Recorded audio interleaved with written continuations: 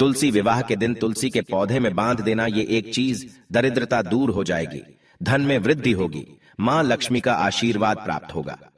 आज हम जानेंगे तुलसी विवाह का महत्व, तुलसी विवाह का मुहूर्त तथा तुलसी विवाह की विधि। नमस्कार, आपका स्वागत है। दोस्तों, ब्रह्म वैवर्त पुराण में भगवान श्री कृष्ण ने नारद जी को तुलसी के एक बहुत ही रहस्यमयी मंत्र के बारे में बताया है। तुलसी विवाह के पश्चात इस मंत्र का उच्चारण करने मात्र से उसी क्षण व्यक्ति के सभी दोष समाप्त हो जाते हैं और उसकी दरिद्रता का अंत हो जाता है। यह मंत्र आपके मनोकामनाओं को पूर्ण करने वाला है, इसीलिए तुलसी विवाह के पश्चात इस छोटे से मंत्र का उच्चारण अवश्य करें। दोस्तों, कार्तिक का महीना हिंदू धर्म में सबसे महत्वपूर्ण माना जाता है। कार्तिक महीने में कई महत्वपूर्ण त्योहार और एकादशी का व्रत आता है, जिन्हें करने से भगवान विष्णु और मां लक्ष्मी की कृपा प्राप्त होती है। कार्तिक मास के शुक्ल पक्ष की एकादशी को देव उठनी एकादशी के नाम से जाना जाता है। इस एकादशी का महत्व सबसे अधिक बताया जाता है, जिसके बाद द्वादशी तिथि को भगवान विष्णु के शालिग्राम रूप के साथ तुलसी का विवाह संपन्न किया जाता है। इसे त्योहार को हम तुलसी विवाह के नाम से जानते हैं। यह दिन सभी विवाहित दाम्पत्यों के लिए महत्वपूर्ण होता है। देव उठनी एकादशी के दिन भगवान विष्णु 4 महीने की योग निद्रा के बाद जागते हैं और तभी से सभी मांगलिक कार्यों की शुरुआत होती है। इसीलिए सबसे पहला मांगलिक कार्य भगवान विष्णु और तुलसी का विवाह किया जाता है।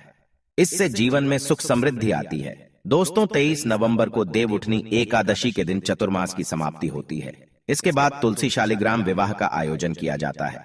तुलसी विवाह के दिन द्वादशी तिथि 23 नवंबर को रात 9:01 पर शुरू होगी और समापन 24 नवंबर को शाम 7:06 पर होगा। उदया तिथि के अनुसार तुलसी का विवाह इस बार 24 नवंबर को ही होगा। आज के इस वीडियो में हम आपको बताने जा रहे हैं तुलसी विवाह करने की सही विधि, तुलसी विवाह के दिन कौन से कार्य नहीं करने चाहिए, और जानेंगे तुलसी के पौधे में कौन कौन सी चीज बांधनी चाहिए, और जानेंगे तुलसी मां का वह मंत्र जो मनोकामनाओं की पूर्ति करने वाला है।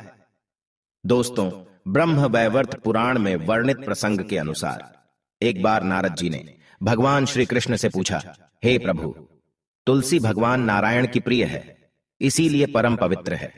वह संपूर्ण जगत में पूजनीय है, परंतु इनकी पूजा कब करनी चाहिए, तुलसी जी का विवाह कैसे करना चाहिए तथा किस मंत्र का उच्चारण करने से ये देवी प्रसन्न होती है। इस प्रकार से नारद जी द्वारा पूछे जाने पर भगवान श्री कृष्ण ने उन्हें तुलसी पूजन तथा तुलसी विवाह के संबंध में महत्वपूर्ण ज्ञान दिया है, जो आप सभी को अवश्य जानना चाहिए। भगवान श्री कृष्ण कहते हैं, जिस घर की स्त्री नित्य तुलसी का पूजन करती है और उसे जल अर्पण करती है, उसके घर से दुख दरिद्रता कोसों दूर रहती है। उसके घर में सदैव ही देवी लक्ष्मी का वास रहेगा। जो लोग कार्तिक मास में तुलसी का विवाह संपन्न करते हैं, उनकी दरिद्रता का नाश होता है। जो मनुष्य कार्तिक महीने में श्री हरि विष्णु को तुलसी पत्र अर्पण करता है, वह 10,000 गायों के दान का पुण्य प्राप्त करता है। तुलसी के पूजन से जिसे पत्नी न हो, उसे पत्नी मिल जाती है। जिसे संतान न हो, वह पुरुष पुत्रवान बन जाता है। रोगी रोग मुक्त हो जाता है और भयभीत मनुष्य निर्भय हो जाता है। एवं पापी भी सभी पापों से मुक्त हो जाता है। कार्तिक मास में तुलसी का शालिग्राम के साथ विवाह करने पर दंपति जीवन में सुख शांति आती है। शास्त्रों के अनुसार तुलसी महालक्ष्मी की अवतार है, वहीं शालिग्राम को भगवान विष्णु का रूप माना जाता है। तुलसी का विवाह करते समय शास्त्रों में बताई गई विधि का ही पालन करना चाहिए, तभी यह विवाह संपन्न होता है। इससे घर में मां लक्ष्मी और भगवान विष्णु का चिरकाल तक वास रहता है। सबसे पहले जानते हैं तुलसी विवाह के दिन कौन से कार्य नहीं करने चाहिए। सबसे पहली बात है कि तुलसी विवाह के दिन घर को पूरी तरह से साफ और स्वच्छ रखे। घर में किसी भी प्रकार की गंदगी ना हो। तुलसी के पौधे के पास स्वच्छता रखे और रंगोली बनाकर उसे अच्छे से सजाए। अगर कोई महिला मासिक धर्म से है तो वह तुलसी की पूजा ना करे। पुरुषों को तुलसी पूजा के दिन किसी भी प्रकार का नशा नहीं करना चाहिए और मांस मदिरा सेवन से बचना चाहिए। नशे की हालत में तुलसी के पौधे के पास भूल से भी न जाए, इससे तुलसी नाराज हो जाती है। यह एक अत्यंत पवित्र पौधा है। ऐसी तामसिक अवस्था में तुलसी के पास जाना पाप माना गया है। तुलसी विवाह के दिन पति पत्नी शारीरिक संबंध स्थापित ना करें। अगर ऐसा कोई अपवित्र कार्य किया है तो स्नान करके ही पवित्र होकर तुलसी का विवाह संपन्न करे। बिना स्नान किए तुलसी के पौधे के पास ना जाए और भूल से भी बिना नहाए तुलसी के पौधे को स्पर्श ना करे। इस दिन तुलसी के पत्ते ना तोड़ें। एक दिन पहले ही तुलसी के पत्र तोड़कर रखें और फिर पूजा में इनका प्रयोग करें। तुलसी के पत्र तोड़ते समय तुलसी मैया से क्षमा मांगते हुए तोड़ें।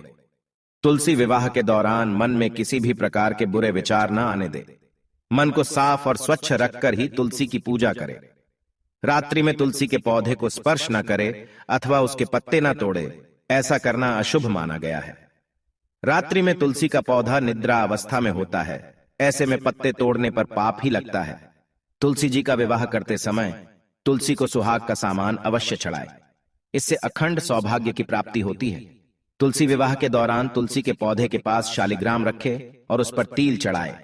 पूजा में तुलसी और शालिग्राम को दूध में भीगी हल्दी का तिलक अवश्य करें। शालिग्राम पर तुलसी पत्र रखकर चंदन लगाना चाहिए। तुलसी का विवाह शाम के समय करना ही सर्वोत्तम होता है।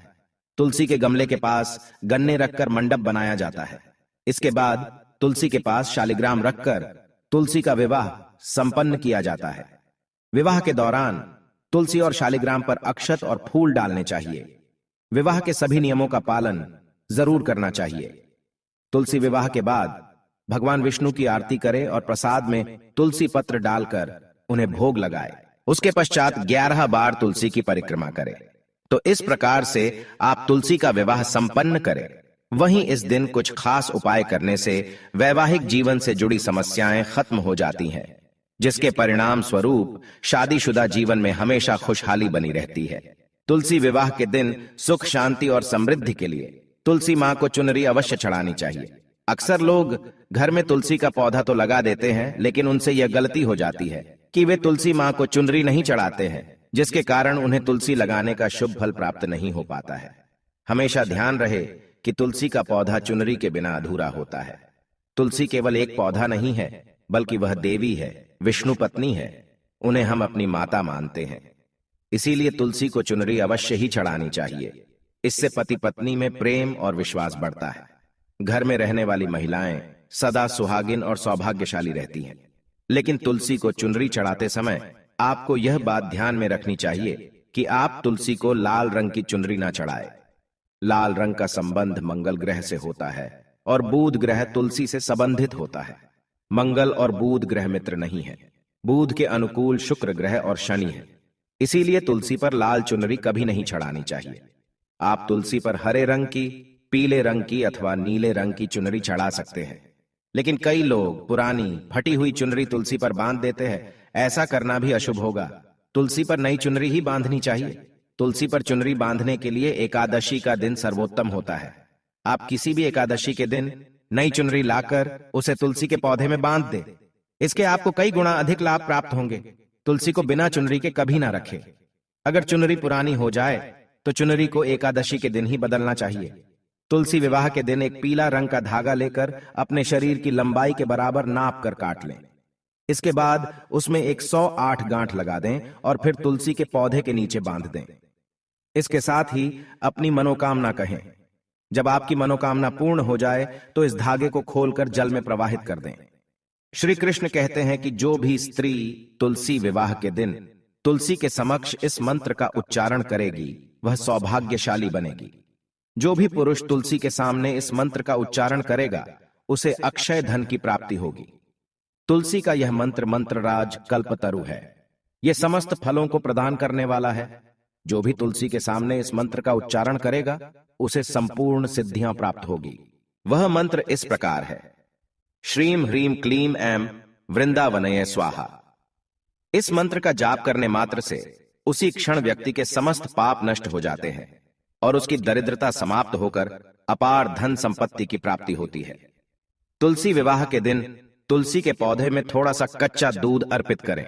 दूध चढ़ाते समय ओम नमो भगवते वासुदेवाय इस मंत्र का जाप अवश्य करना चाहिए। तो दोस्तों, इस प्रकार से आप भी तुलसी जी का विवाह अवश्य संपन्न करें। मां लक्ष्मी और भगवान विष्णु की कृपा आपको प्राप्त होगी। उम्मीद है आपको यह जानकारी अच्छी लगी होगी। वीडियो को लाइक जरूर करें। कमेंट में जय मां तुलसी और जय श्री कृष्ण अवश्य लिखें। साथ ही चैनल को सब्सक्राइब करना न भूलें।